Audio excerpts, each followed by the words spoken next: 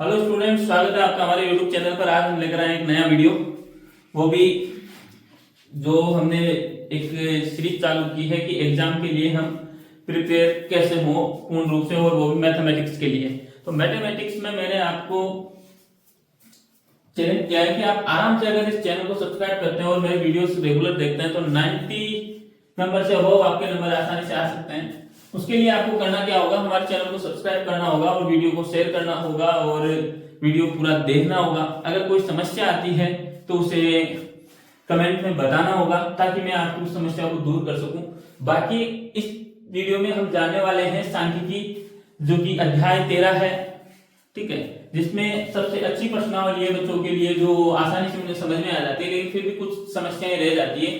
वो समस्याओं को हम आज इस वीडियो में निदान करने की कोशिश करेंगे। क्या क्या है देखो, माध्यक और बहुलक, ये तीन चीजें होती हैं। तो ये प्रश्नावली कितने नंबर की है? प्रश्नावली टोटल 13 नंबर की है, जो कि बहुत ही ज्यादा नंबर होता है। एक्सरसाइज 13 नंबर की है। अब इस एक्सरसाइज में से क्वेश्चंस किस टाइप के आएंगे उनके बारे में हम चर्चा कर लेते हैं एक बार। तो देखिए, सबसे पहले बहुविकल्पीय प्रश्न यानी ऑब्जेक्टिव क्वेश्चन होंगे 2, ठीक है, और उनके मार्क्स होंगे टोटल 2 होंगे, तो 2 नंबर के होंगे। अतिलघुत्मक 2 क्वेश्चन होंगे और मार्क्स होंगे 2। ऐसे करके टोटल 4 नंबर हो गए। ये एक लघुत्मक क्वेश्चन होगा, ठीक है, जो होगा 2 नंबर का। एक दीर्घउत्तरीय होगा जो होगा 3 नंबर का, ठीक है, और एक होगा निम्नात्मक प्रश्न जो कि होगा 4 नंबर का। 4 3 7, 7 और 2 9, 9 और 4 कितने हो गए टोटल? ऐसे 13 नंबर के हो जाते हैं। अब देखिए, ये प्रश्नावली बहुत ही आसान है, आसानी से समझ में आ भी जाती है बच्चों के। कुछ समस्याएं रहती है, तो क्या रहती है समस्या? ये रहती है कि हमें छोटी चीजें जो पूछी जाती है प्रश्नों में, 1 नंबर वाले में, 2 नंबर वालों में, अब वो प्रश्न आपको किताब में हैं, सब चीजें हैं, पर हमें देखने में तकलीफ होती है, हम देख नहीं पाते उन्हें। तो उन सब चीजों को मैं आज एक साथ इस वीडियो में लाकर आपको दिखाने वाला हूं और आपकी वो समस्याएं दूर करने वाला हूं। देखो, बड़े प्रश्न होते हैं आसानी से हो जाते हैं क्योंकि बच्चे आसानी से निकाल लेते हैं इन क्वेश्चनों को, लेकिन छोटे क्वेश्चंस क्या होते हैं वो हमें समस्या में डालते हैं, क्योंकि वो हमें ना तो देखने को मिलते हैं, ना हमें उनके बारे में कभी कभी बताया भी नहीं जाता, ठीक है।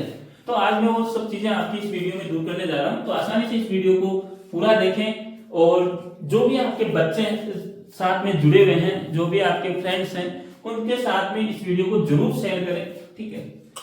आंकड़ों में से किसी एक आंकड़े के पास जाने की प्रवृत्ति, ठीक है, आंकड़ों के अगर बहुत सारे आंकड़े दिए हुए हैं उनमें वो एक निश्चित आंकड़े के पास पहुंचना ही केंद्रीय प्रवृत्ति कहते हैं। उस चीज को क्या कहते हैं? केंद्रीय प्रवृत्ति कहते हैं। केंद्रीय प्रवृत्ति के कितने माप है?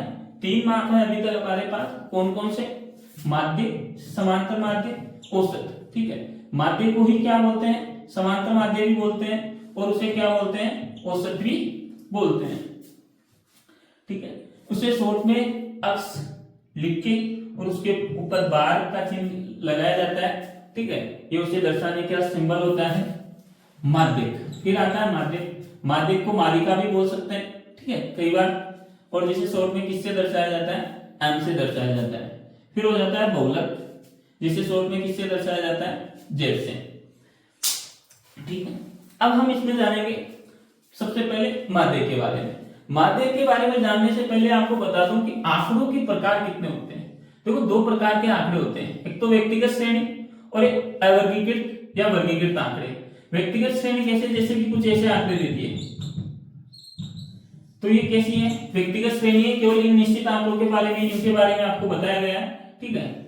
एक होते हैं अवर्गीकृत आंकड़े, जैसे आपको बहुत सारे आंकड़े दे दिए, ठीक है, और उन्हें बांटा हुआ नहीं है, तो आपको ये देखना है कि उनमें इतनी बार ये आ रहा है, इतनी बार ये आ रहा है, तो आपको ऐसे उनको बना के दे दिया कि 5 कितनी बार इसमें 2 बार है, ठीक है, 6 कितनी बार है 2 बार है, 7 कितनी बार है 2 बार है, 8 कितनी बार है 4 बार है, तो 8 4 बार, ठीक है। तो ये हो जाते हैं आपके अवर्गीकृत आंकड़े। अब आ जाते हैं वर्गीकृत आंकड़े। वर्गीकृत आंकड़े कैसे होते हैं? जैसे 0 से 10, 10 से 20, 20 से 30, 30 से 40, ये कौन से आंकड़े हैं? वर्गीकृत आंकड़े हैं। ये व्यक्तिगत आंकड़े हैं। ये जो आंकड़े ऐसे दिए होंगे वो कौन से आंकड़े हैं? ठीक है, अवर्गीकृत आंकड़े, ठीक। तो ऐसे आंकड़े आपके 3 प्रकार के आंकड़ों के टाइप हो जाते हैं, ये आपको पता होना चाहिए। अब इन सबका माध्य ज्ञात करने की विधि अलग होती है, सिस्टम अलग होता है सबका, ठीक है। ऐसे ही सबका माध्य ज्ञात करने का तरीका भी अलग होता है, सबका बहुलक ज्ञात करने का भी तरीका अलग होता है करने के। अब देखो सबसे पहले हम माध्य के बारे में जान लेते हैं। आपने माध्य के बारे में कक्षा 7 में पढ़ा है, जिसे हम समांतर माध्य भी कहते हैं। समांतर माध्य क्या होता है, ठीक है। समांतर माध्य होता है किसी भी जो आंकड़े दिए हैं उनके बीच का मान लगभग यानी उनका एवरेज क्या आ रहा है औसत, ठीक है, वो माध्य कहलाता है, ठीक है। जैसे हम उन्हें 3 नाम से पुकार सकते हैं, माध्य को समांतर माध्य भी कहा जाता है, औसत भी कहा जाता है। अब माध्य आपको कहा गए कि एक व्यक्ति है जो कि दुकान में एक दिन 150 रुपए सेल करता है, एक दिन 200 रुपए सेल करता है, एक दिन 300 रुपए सेल करता है, एक दिन 500 रुपए सेल करता है, एक दिन 100 रुपए ही सेल करता है, ठीक है, एक दिन 50 रुपए सेल करता है। ऐसे उसके प्रतिदिन की बिक्री है 1 2 3 4 5 6 दिन, और ये एक को लिख देते हैं 700 रुपए। 7 दिन की कुल कमाई उसकी ये है, ठीक है। एक दिन उसने 50 रुपए कमाए, एक दिन उसने 100 रुपए कमाए, एक दिन 150 आए, एक दिन 200 आए, एक दिन 300 आए, एक दिन 500 आए, एक दिन 700 आए। जरूरी नहीं कि वो ऐसे बढ़ते हुए क्रम में आए, कभी घट भी सकते हैं, पर मैंने ऐसे एक आंकड़े बता दिए। अब ऐसे कुछ आंकड़े आ रहे कि उस दुकानदार का मासिक इनकम कितनी है, प्रतिदिन उस दुकान पर कितने की बिक्री हो रही है। अब इनका आंकड़ों का क्या पूछा था, पूछ लिया आपको, माध्य पूछ लिया है। तो माध्य बताने के लिए मैंने बताया कि एक ये प्रत्यक्ष आंकड़े, कौन से आंकड़े, व्यक्तिगत आंकड़े हैं, ठीक है, निश्चित आंकड़े इनके वो बटे हुए नहीं है। तो अब इनको क्या करना है, अगर सिंपल आंकड़े दिए हैं और उनका क्या ज्ञात करना है, माध्य ज्ञात करना है। तो माध्य ज्ञात करने के लिए आप सूत्र लगाओगे क्या, राशियों का योग बटा राशियों की संख्या, ठीक है। राशियों का योग क्या होगा, इन सबका योग करना है, ठीक है, जो भी दिए हुए हैं। 7 5 12 3 15 2 15 2 कितने हो गए भाई 17, 17 और 2 19, 19 और 1 20, तो 2000 इनका योग हो गया, ठीक है। और कितने हैं ये टोटल, 7 है, 1 2 3 4 5 6 7, 7 का इसमें भाग दे देंगे, 7 दूनी 14, 6 बच गया, 7 अट्ठी 56, 4 बच गया, 7 पंजे 35, और ये बच गया। पॉइंटों में निकाल सकते हैं, अगर पॉइंटों में भाग जाता है तो 285 से 5/7। पॉइंटों में देखेंगे तो कितना हो जाएगा, 50 में और भाग दे देंगे, 7 बार चला जाएगा, फिर 1 बार चला जाएगा, ऐसे जाता ही रहेगा। आगे जा रहा है तो 1 को क्या बना देंगे, 2 बना के देंगे, और लगभग कितना आ गया 285.75, यानी उसकी एवरेज जो इनकम है कितनी है वो किसी को बताएगा। अब वो किसी को ऐसे पूछे उससे आकर कि आप डेली के प्रतिदिन कितने रुपए कमा लेते हैं, या आपकी कितनी बिक्री या सेल है, तो मैं किसी को ऐसे भी नहीं बता सकता कि 50 रुपए की बिक्री हो रही है मेरी, क्योंकि ये भी नहीं है कि उसने 50, उसने कभी 700 भी बांटे हैं, अब वो 700 भी नहीं बता सकता। क्यों नहीं बता सकता, क्योंकि कभी उसके 50 भी आए, कभी 100 भी आए, तो 700 तो बहुत हो गए, प्रत्येक दिन 700 थोड़ी हो रहे। लेकिन जब वो माध्य ज्ञात कर लेगा, एवरेज ज्ञात कर लेगा, तो वो आसानी से बता देगा कि मेरी प्रतिदिन की सेल लगभग 285 रुपए की है। इसे बोलते हैं माध्य। ये है प्रत्यक्ष। अगर सीधे आंकड़े दिए हुए हैं, जैसे कि आपको 3 4 2, एक व्यक्ति जैसे कि कोई भी विद्यार्थी है, वो प्रत्येक दिन कभी एक दिन उसने 4 घंटे पढ़ाई की, एक दिन उसने 3 घंटे पढ़ाई की, एक दिन 5 घंटे पढ़ाई की, 4, ठीक है, और एक दिन फिर 3 घंटे पढ़ाई की। अब उससे पूछे, ठीक है, या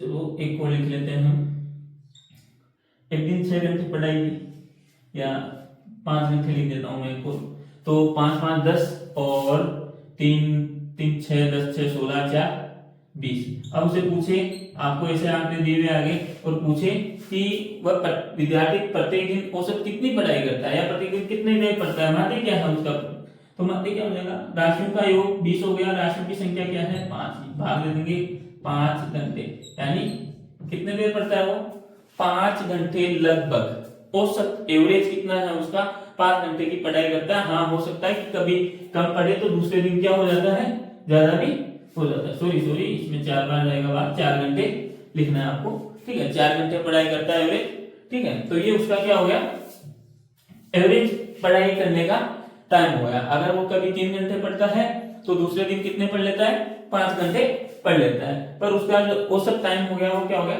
4 घंटे। अब आते हैं कुछ आंकड़े माध्य कैसे, ठीक है, अवर्गीकृत आंकड़े, ठीक है। जैसे आपको सारणी बनी हुई आ जाएगी,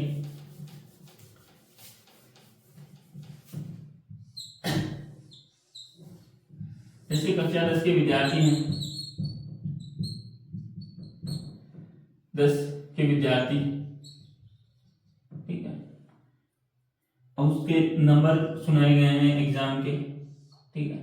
तो कुछ नंबर इस प्रकार आए हैं कि 5 आया है, कुछ के 6 आए हैं, कुछ के 8 आए हैं, कुछ के 10 भी आए हैं। टोटल विद्यार्थी हम मान लेते हैं कक्षा में क्या हो जाएंगे, ठीक है, विद्यार्थियों की संख्या। 5 नंबर लाने वाले 4 विद्यार्थी हैं, 3 नंबर लाने वाले, वो 6 नंबर लाने वाले 3 विद्यार्थी हैं, और या 5 मान लेते हैं, ठीक है। और 8 नंबर लाने वाले विद्यार्थी कितने हैं, ये 10 विद्यार्थी हैं, और 10 नंबर लाने वाले 2 विद्यार्थी हैं, ठीक है। योग, यह आपका योग हो गया। टोटल विद्यार्थी कितने हो गए, 4 5 9, 9 और 10 कितने हो गए भाई, 19, 19 और 2 21, ये मान लिया 21 हो गया, ठीक है। थोड़ा कटने में दिक्कत आएगी तो हम इसको ऐसे रख लेते हैं। एक बार एक ही विद्यार्थी है, 10 में से 10 लाने वाला। टोटल विद्यार्थी कक्षा में कितने हैं, 20 विद्यार्थी हैं, और उनके ये नंबर आए। अब आपको इनका माध्य पूछ सकता है कि बच्चों के अंक प्राप्त करने का और एवरेज माध्य कितना है। तो माध्य ज्ञात करने के लिए आपको क्या करना होगा, सारणी बनानी होगी, ठीक है, और ऐसे लिखना होगा। ये तो हो जाएगा आपका अक्ष, और ये हो जाएगा एल, ठीक है। और यहां लिख लेना है आपको एफ अक्ष, इन दोनों का गुणनफल। 500 के 20, 6 पंजे 30, 8 दाए 80, और 10 एकम 10, ठीक है। अब इनको जोड़ लेना है, 20 30 50, 50 और 80 कितना हो गया, 130, 130 और 10 कितना हो गया, 140, ये हो गया। माध्य क्या हो जाएगा, सिग्मा एफ एक्स बटा सिग्मा एफ आई, ठीक है। तो इनका योग कितना हो गया, 140, और इसका योग कितना हो गया, 20, भाग दे देंगे 7 बार, ठीक है। तो एवरेज जब अंक प्राप्त करने का माध्य कितना हो गया, 7, लगभग 7 नंबर बच्चों के आ रहे हैं।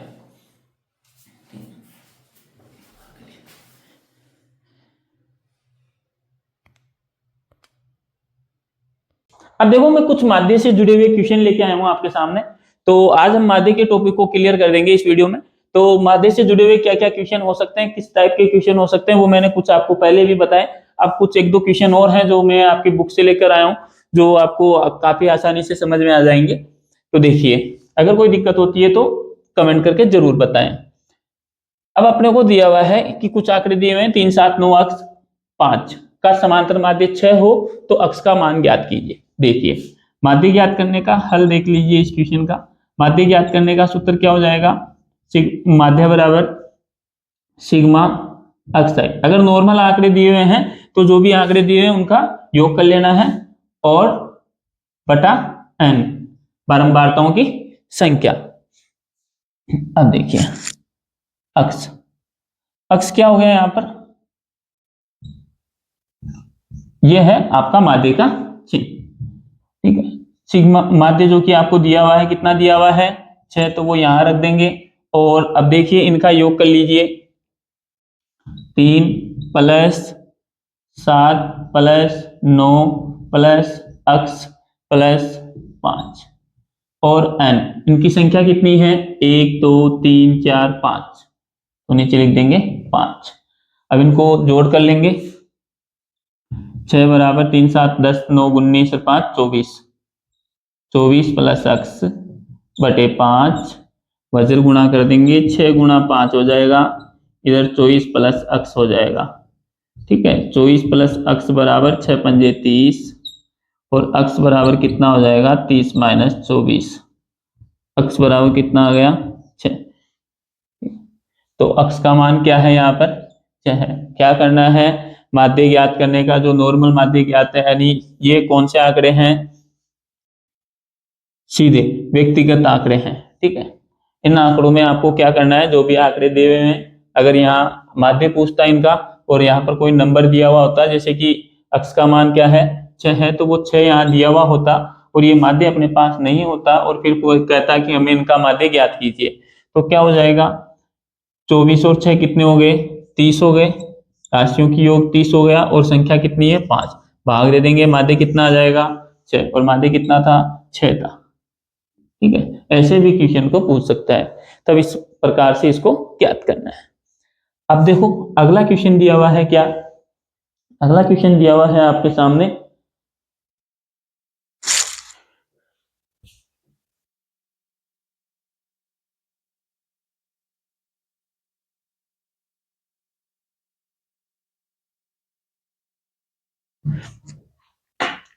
अगला क्वेश्चन दिया हुआ है, यदि बंटन का माध्य 7.5 हो तो पी का मान ज्ञात कीजिए। तो देखो आपको इसमें क्या बना लेना है, एक सारणी बना लेना है, एक तरफ एफ एक्स लिख लेना है, एक तरफ एफ लिख लेना है, दूसरी तरफ एफ एक्स लिख लेना है, इन दोनों का गुणनफल। ठीक है, और जो भी आंकड़े दिए हुए हैं, जहां पर जो दिए हुए हैं वो लिख लेंगे, 3 6 सॉरी 3 5 7 9 11 और 13, और यहां लिख देंगे 6 8 15 पी 8 4। ठीक है, और यहां लिख देंगे इनका योग एन बराबर या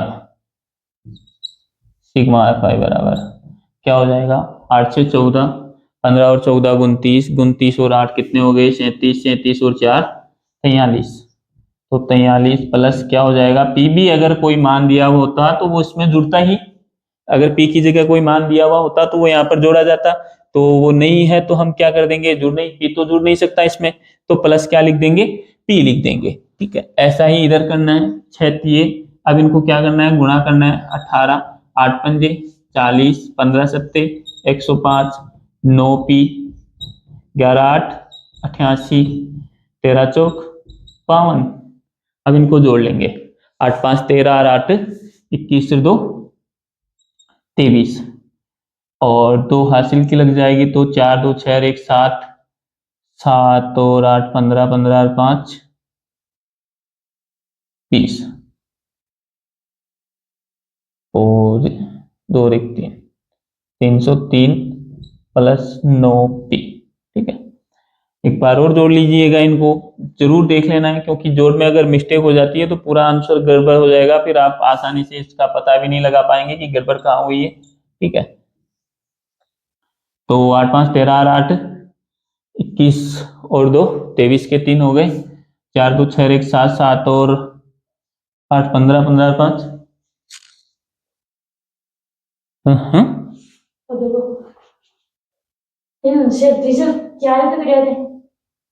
तीसरे 4 घटे, हाँ ये तो सही है, अरे होगी 8 से 14 15 29 29 8 37 37 4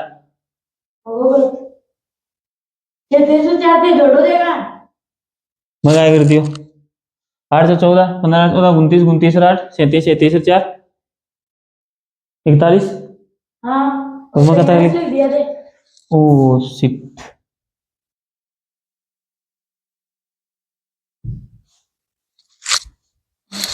ओ शिट। ठीक है,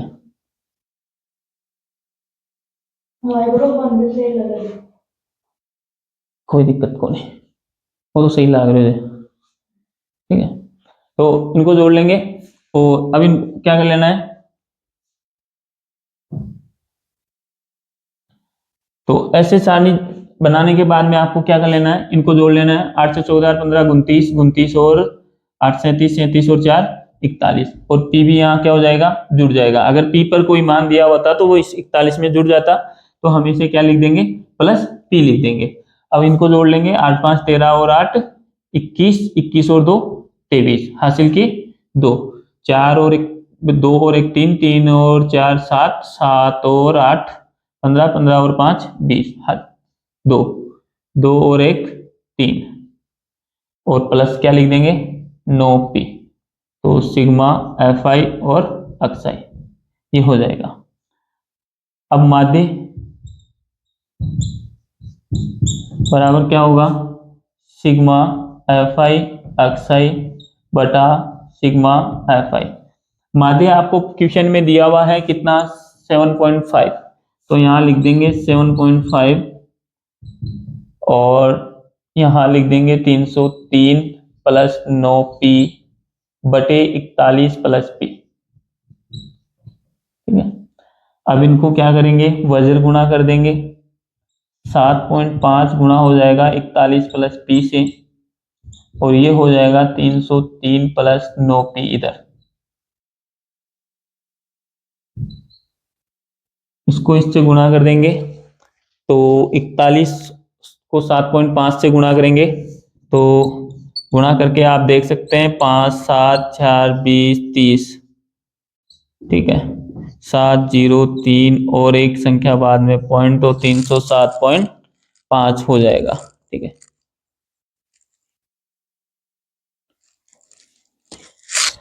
तो 307.5 प्लस 7.5 पी बराबर 303 प्लस 9p। अब देखो जो चीजें घटती है, ठीक है, p के पास p को ले जाएंगे, 9p माइनस 7.5p, ठीक है, और 307 की तरफ क्या ले आएंगे, 303 ले आएंगे। 9p में से 7.5p जाएगा तो कितना बचेगा, 1.5p और इधर कितना बचेगा 4.5, 4.5, तो p बराबर कितना हो जाएगा 4.5 बटे 1.5। p बराबर पॉइंट से पॉइंट कैंसिल, एक संख्या बाद में ही है, तो 15 3 43, तो p का मान क्या आ जाएगा 3 आ जाएगा। इस प्रकार ऐसे क्वेश्चनों को आप कर सकते हैं, ठीक है, बड़ी ही आसानी से और सही तरीके से। अब देखिए, अब प्रश्न है माध्य ज्ञात करने का, तो अब इसको आप, 3 विधि है आपकी किताब में। सबसे है प्रत्यक्ष विधि, ठीक है, प्रत्यक्ष विधि जो कि आसान विधि है, कोई दिक्कत नहीं है। फिर इनसे भी आसान होती है, प्रत्यक्ष विधि से भी आसान है विचलन, जिसे हम कल्पित माध्य की सहायता से करने वाले हैं, कल्पित माध्य विधि बोलते हैं हम जिसे। इसमें एक तो हो जाएगा आपका विचलन, एक हो जाएगा पग विचलन, ठीक है। इसी में कल्पित माध्य में ही 2 विधियां होती हैं, एक तो विचलन और एक पग विचलन।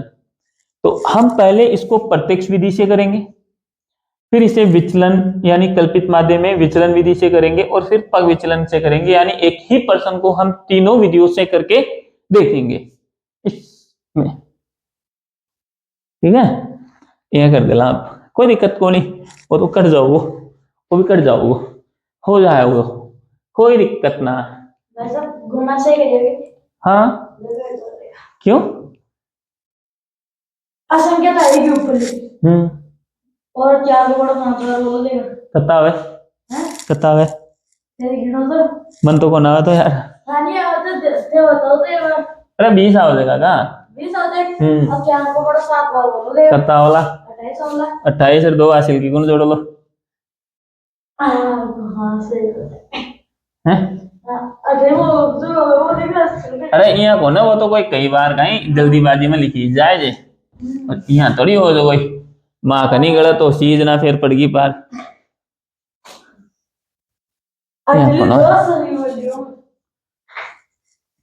तो ऊपर लगाए बने में, लेकिन ऊपर लगाओ,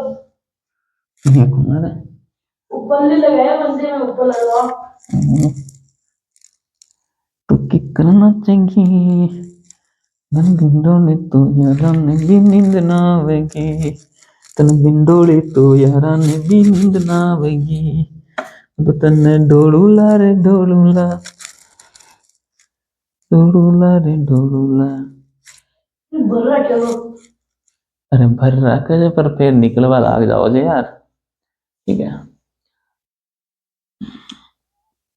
अब देखिए इस क्वेश्चन को करने के लिए सबसे पहले हमें क्या करना होगा, सारणी बनानी होगी, हल लिखना होगा यहाँ, और सारणी में जैसे दो चीजें अपने को दी हुई हैं वो सब दो चीजें आपको यहाँ पहले लिखनी होगी। एक तो दिया हुआ है दैनिक वे, ठीक है, वो भी किसमें, रुपयों में, वो आपको ऐसा का ऐसा यहाँ लिख लेना है, और लिख लेना है 100 से 150, 150 से 200, 200 से 250, 250 से 300, 300 से 350। ठीक है, ऐसा करने के बाद में आपको क्या करना है, दूसरी चीज जो दी हुई है उसे भी आपको लिख लेना है, परिवारों की संख्या, यानी इसे हम बारंबारता बोलते हैं। क्या बोलते हैं, बारंबारता, जिसको एफ से दर्शा देना है, और वो यहां लिख देने हैं 4, 5, 12, 2, 2। अब आपको ज्ञात करना है अक्स, ठीक है, अक्स ज्ञात करना है, ये एफ आई हो जाएगा। और अब आपको अक्स ज्ञात करने के लिए क्या करना होगा, जो भी आपको वर्ग अंतराल दिए हुए हैं उन वर्ग अंतरालों को जोड़ लेना है 100 और 150 को। ठीक है, जोड़ लेंगे, कितना हो गया 250, और 2 से डिवाइड कर देंगे 125, 125, 250 का आधा कितना हो गया 125। इस तरीके से नहीं करते हो तो इन दोनों का अंतर देख लीजिए, कितना हो गया 50 हो गया, 2 का भाग दे देंगे 25, और पहले नंबर में इसको जोड़ देंगे, तो 100 और 25 भी कितना हो जाएगा 125। अब देखिए इनका अंतर कितने कितने का चल रहा है, 50 50 का चल रहा है, तो 50 50 ऐड करते चलिए। अब इनमें 175, 225, 275, 325, ठीक है, ऐसे रख दीजिए। अब यहां पर आपको क्या करना है, एफ आई और एक्स आई को गुणा कर देना है। 125 को 4 से गुणा करेंगे तो 500, इससे गुणा करेंगे तो 5 25, 5 7 35, 2 37, और 5 एकम 5 और 3 8, 12 पंजे 60, 12 दूनी 24 और 6 30, 12 दूनी 24 और 3 27। ठीक है, और 275 को 2 से गुणा कर देंगे तो कितना हो जाएगा, 275 का डबल हो जाएगा 550, तो 550, 2 पंजे 10, 7 दूनी 14, 1 15, 2 दूनी 4 और 1 5, 325 का डबल हो जाएगा 650। ठीक है, ये हो गया इनका मल्टीप्लिकेशन। अब यहां करना है योग। सबसे पहले इधर आ जाएगा सिग्मा एफ आई, इनका योग कितना है 4 5 9 और 12 कितने हो गए 21, 21 और 4 कितने हो गए 25। और ये आपको क्वेश्चन में भी दिया हुआ है, 25 परिवारों में भोजन पर हुए दैनिक व्यय को दर्शाती है, तो उसी के आधार पर ये 25 इनको जोड़ करके देख लिया हमने, चेक कर लिया। उधर 5 तो 5, 7 5 12, 5 17 तो 7, 8 5 13, और 7 20, 20 और 5 25, 25 और 6 30 और 1 32, 3 2 5, सिग्मा एफ आई और एक्स आई 5275। माध्य का वही सूत्र लगाएंगे, यहाँ माध्य का सूत्र क्या हो जाएगा, सिग्मा एफ आई एक्स आई बटा सिग्मा एफ आई। ठीक है, अब इनको क्या कर लेंगे, यहाँ लिख देंगे 5275 लिख देंगे, और 25 का क्या कर देंगे, भाग दे देंगे। 25 से कम 25, 25 दूने 50, 2 बच के 7 ले लेंगे तो 25 से कम 25, 2 बच के 5 ले लेंगे, 25 से कम 25। ये हो गया इनका माध्य। अतः दिए गए आंकड़ों का माध्य, ठीक है, क्या हो जाएगा 211। ये आंसर हो गया आपका। ठीक है, ये थी आपकी कौन सी विधि? प्रत्यक्ष विधि। ठीक है, क्वेश्चन का में जो माध्य था वो आ गया आपका क्या? 211। ठीक है, अब इसी को हम किससे करेंगे? कल्पित माध्य की सहायता से। किससे करेंगे? कल्पित माध्य की सहायता से। अगर आपको नहीं कहा जाता है प्रश्न में कल्पित माध्य से कीजिए, तब तक आपको नहीं करना होता, क्योंकि मुझे पता है कि कल्पित माध्य में थोड़े स्टेप्स बढ़ जाते हैं, तो बच्चों को थोड़ी बहुत तकलीफ होने लग जाती है क्वेश्चन में। नाम से ही थोड़ी दिक्कत हो जाता है, क्योंकि आधे बच्चे तो इसी तरीके से नहीं देखते कि नहीं नहीं इसको नहीं करना है, ये तो बहुत हार्ड है। बस हार्ड कुछ नहीं, वैसे तो गणित में हार्ड कुछ नहीं होता, बस प्रैक्टिस आपकी अच्छी हो तो सब कुछ चीजें सरल हो जाती है। कल्पित माध्य इससे भी आसान है, इसमें इतने बड़े गुणा करने पड़ते हैं, उसमें इतने बड़े गुणा नहीं करने पड़ेंगे। अब देखो कल्पित माध्य करते हैं, सबसे पहले विचलन विधि ले लेते हैं। ठीक है, इतना स्टेप तो उसमें भी करना है जो यहां किया हुआ है, ये 3 स्टेप तो। ठीक है, ये तो इसमें भी करना ही है। अब कल्पित का मतलब हो गया कल्पना। ठीक है, कल्पित का मतलब क्या हो गया? कल्पना। मतलब आपको एक ऐसे माध्य की कल्पना कर लेनी है जो इनका क्या हो? माध्य हो।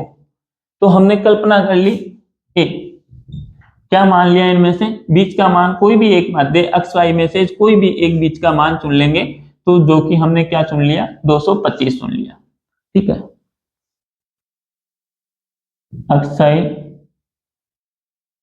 अब आपको क्या ज्ञात करना है? यू आई ज्ञात करना है। ठीक है, डी आई। तो ये कैसे हो जाएगा? आप लिख देंगे ए माइनस एक्स। ठीक है, जो हमने कल्पित माध्य माना है उसमें ए माइनस एक्स लिख देंगे। तो एक्स 225 में से 125 घटाएंगे, सॉरी थोड़ा उल्टा लिख दिया मैंने, एक्स माइनस ए लिख देंगे डी आई। ठीक है, एक्स माइनस ए। अब 225 में से 125 में से 225 घटाएंगे तो कितना बच जाएगा? 100 बच जाएगा माइनस का। 175 घटाएंगे कितना बच जाएगा? 50 बच जाएगा माइनस का। 225 घटाएंगे 0, 275 घटाएंगे प्लस के 50, 325 घटाएंगे प्लस के 100। ये तो डी आई आपका ज्ञात हो गया। अब इसके बाद में आपको क्या करना है? एफ आई और डी आई। ठीक है, एफ आई और डी आई सिग्मा, इनका योग नीचे लिख देना है। ठीक है, ये तो कल्पित माध्य में विचलन विधि है। अब इसको आप गुणा करेंगे, जो आपने ये ज्ञात किया 100 को 4 से गुणा करेंगे तो माइनस के 400, 50 को 5 से गुणा करेंगे तो 25 250 माइनस के 12 को 0 से गुणा करेंगे तो 0, 50 को 2 से गुणा करेंगे 100, 100 को 2 से गुणा करेंगे 200। अब देखिए प्लस प्लस की चीजों को एक जगह जोड़ लीजिए। प्लस के 300 है, माइनस के 650 है। ठीक है, तो 300 में से 650 गया तो कितना बच गया? माइनस के 350 बच गए। ठीक है, तो इनका योग क्या हो गया? माइनस 350। अब जो माध्य ज्ञात करना है, ठीक है, सूत्र में थोड़ा सा चेंजेस हो जाएगा। क्या? सिग्मा एफ आई और डी आई लिखा जाएगा। ठीक है, यू आई की एक्स आई की जगह, और नीचे वही सिग्मा एफ आई। यहाँ क्या करना है? यहाँ हमने ए को घटाया हुआ, ठीक है, सब में से यहाँ ए को क्या कर देंगे? जोड़ देंगे, बस इतना ही। ए को जोड़ेंगे तो ए कितना था? 225 प्लस ये कितना था? माइनस 350। तो ये कितना था? 25। तो 25 का भाग दे देंगे 350 में, डायरेक्ट प्लस माइनस माइनस हो जाएगा। 25 से कम 25, 10 बच गए, 25 के 100। 225 में से 14 गए तो 211। तो इस विधि से भी हमने किया तो माध्य कितना आया? 211।